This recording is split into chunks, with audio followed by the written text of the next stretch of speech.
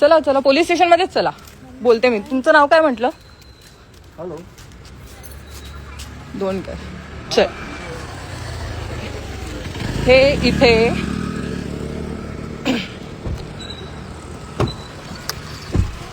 इथे मी राहत होती. हे माझं घर, सो कॉल्ड घर. ठीक आहे, इथे मी राहत होती आणि इथे राहत असताना हे बिचारे माझे दोन मुलं घाबरलेले आहेत. आम्हाला सकाळी घ्यायला, मुलांना भेटायला इथे बोलवलं आणि मुलांना बोलवल्यानंतर इथे बोलवल्यानंतर आम्ही बाबांना भेटायला आलो. माझ्या सासऱ्यांना, त्यांची तब्येत खराब आहे. ठीक आहे, आणि इथे भेटायला आल्यानंतर आम्ही आमचे कपडे घेत होतो. माझ्या भावाचं लग्न आहे, कपडे घ्यायला आलो आणि इथे येऊन माझी सासू माझ्या रूम मध्ये येऊन चेकिंग करते आहे आणि घाण घाण बोलत आहे. हे परिणय फुकेंचं घर. तर घाण घाण बोलून आम्हाला नेमकं की यांच्या घरी जाऊन म्हण, त्यांच्या घरी जाऊन म्हण, असं अपशब्द आणि घाणेरड्या पद्धतीने मला बोलले. त्याचं रेकॉर्ड मी केलं नाहीये. पण आता असं आहे की मी लग्न होऊन त्या घरात गेल्यानंतर सुद्धा आता हे मला दाखवत आहे की तुझा या घरावर काही अधिकार नाही, तुझा इथे काही संबंध नाही, असं म्हणत त्यांनी आम्हाला घराबाहेर काढलं. आणि तो जो व्यक्ती होता जो मी तुम्हाला दाखवला, तो पोलिसांना धमकी देतो की उद्यापासून तुम्हाला ठेवणार नाही म्हणे ड्युटीवर, जर तुम्ही आले नाही. या लोकांच्या हाताखाली पोलीसवाले राहतील का? या लोकांच्या हाताखाली? की असे लोक जे आहेत, जे दिसतंय, नाही विराज मी ठीक आहे, हे जे लोक दिसतंय हे लोक पोलीसवाल्यांना दाबतील का? म्हणजे इतकं पोलीसवाल्यांचा काही जोर नाहीये, पोलीसवाल्यांना काही शब्द नाहीये. आम्ही तर जाऊन फक्त आमचं सामान घेत होतो. आणि सामान काय, मी तर बाकायदा त्यांना म्हंटल पण की तुम्ही आमचं सामानचा फोटो काढा, की आम्ही काय घेऊन चाललो हे चेक करा. आणि तो माणूस म्हणतो की अशी कशी ती घरात येते, तर बघा त्या घरावर आमचा अधिकार नाही आहे का?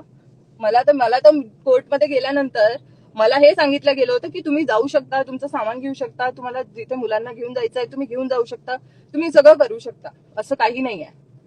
मग जेव्हा सगळं असताना आम्ही जर तिथे गेलोय तर तुम्ही हे सगळे प्रकार करत आहे. माझे सोन्याचे दागिने माझ्या सासूबाई जवळ आहेत. त्या म्हणताय की तू नेले माझे दागिने. आत्ताच्या आत्ता जर त्यांचं बँक अकाउंट चेक केलं ना, तर आता त्यांच्या अकाउंटमध्ये ते सोनं सापडेल. पैसे तर घेतलेच, चोट्टे तर आहेच, एक नंबरचे चोट्टे आहे, खोटारडे चोट्टे. आणि जे म्हणू डॅश म्हणजे अति या लेवलचे आहे हे लोक. आणि हे आम्हाला सांगतील अरे आतोनात आहे तुमच्याजवळ, तुमचं 7 पिढी खाईल एवढं आहे, तरी बिचारा त्या माणसाचा मेलेला माणूस आहे, त्याच्या मुलांवर दया नाही आहे ना कुठल्या गोष्टीची? काय म्हणावं अशा गोष्टींना? आणि हे लोक मला येऊन सांगतील पैशानी जज विकत घेतो आम्ही, पैशानी वकील विकत घेतो आम्ही, पैशानी पोलीस विकत घेतो आम्ही, पॉवर आहे, हे आहे ते. अरे हो ठीक आहे, पण का बरं आमच्यामध्ये जीव नाही आहे का? आम्ही काय रस्त्यावर पडलेलो आहे का? हे लोक सांगतील का आम्हाला? सत्ता असणे वेगळी गोष्ट आहे.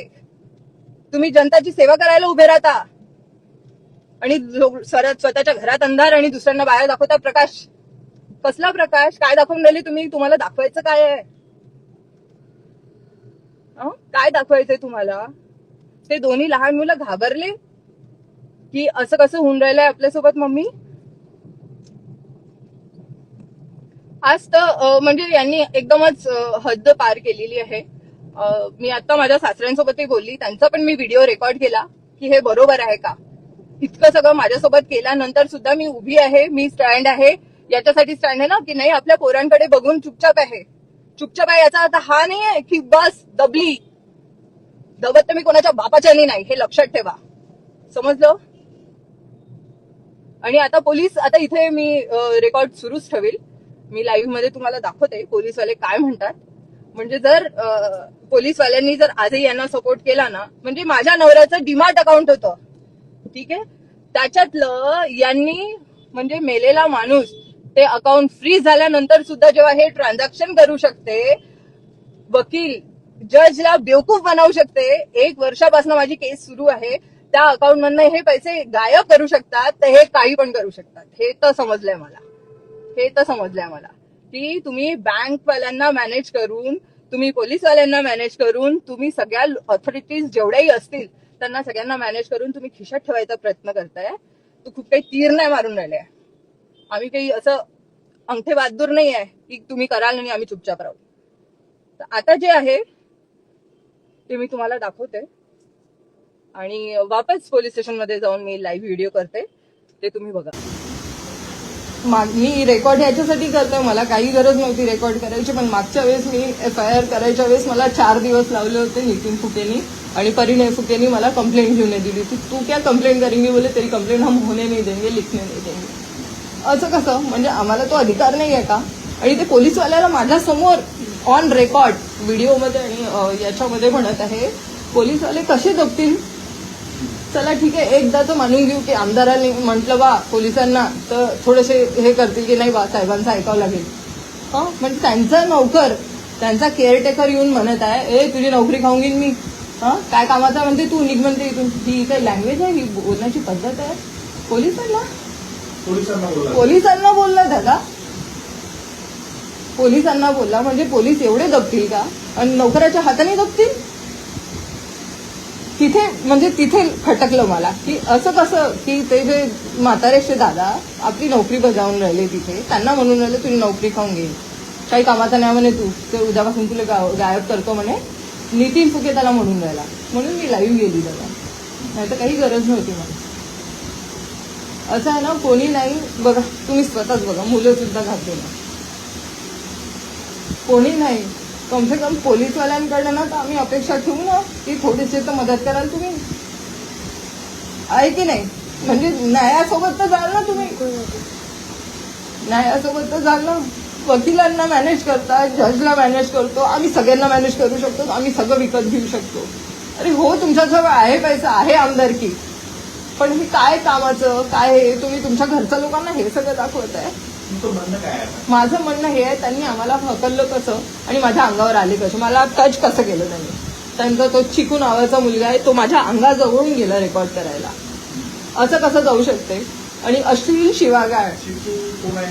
नितीन फुके जो आहे, जो नितीन फुके त्याचा माणूस आहे तो, आणि तो नितीन फुके, आता मी मागे FIR करून गेली, तो नितीन फुके आपल्या माणसांना पाठवतो मनीष राऊतला, आणि मनीष राऊत अजून एक माणूस हायर करतो, मला मारायसाठी माणसं पाठवतो घराखाली. ऑन रेकॉर्ड व्हिडिओ सोबत सगळं दिलेलं आहे मी पोलीस स्टेशनमध्ये, तेव्हा गोले साहेब होते. सगळं दिल्यानंतर, सगळं केल्यानंतरही तुम्ही त्यांच्याबद्दल काहीच करत नाही दादा. आम्ही तर 3घच जण आहे, आमच्याजवळ कोणीच नाही, आम्ही 3घच जण आहे. अपेक्षा कोणाकडनं ठेवावी? मोठे लोकही तोंड चुप बसून बसले आहे, माहित नाही कशाची भीती आहे त्यांना. तर सगळेच मोठे जेवढेही असतील तेवढे, अरे कोणामध्ये दमच नाही आहे, पण माझ्यामध्ये आहे. मी माझ्या मुलांसाठी उभी राहून जाते, मी एकटी उभी राहीन, कोणी नाही पाहिजे सोबत. माझं म्हणणं हे आहे, तो माझा माणूस माझ्या अंगावर माणसाला कसा पाठवू शकते? आणि अश्लील शिवागाळ माझी सासू माझ्यावर अशी घाणेरड्या पद्धतीने कशी बोलू शकते? मी तुम्हाला दाखवते ना, रेकॉर्ड द्यायचं नाही, मला तुम्ही कंप्लेंट घ्या दादा, कंप्लेंट घ्या. कोण करून देईल? चालेल.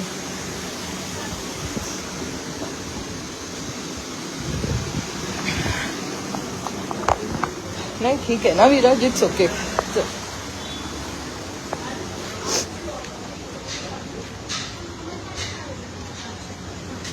तो वहाँ से फिर हमको वापस इधर तो नहीं आना है ना? कॉन्फिडेंट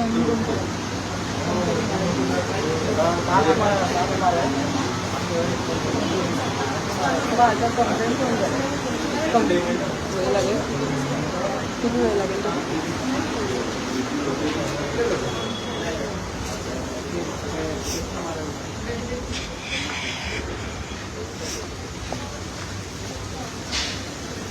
सर, मॅडम स्पॉटवर चालले आहे.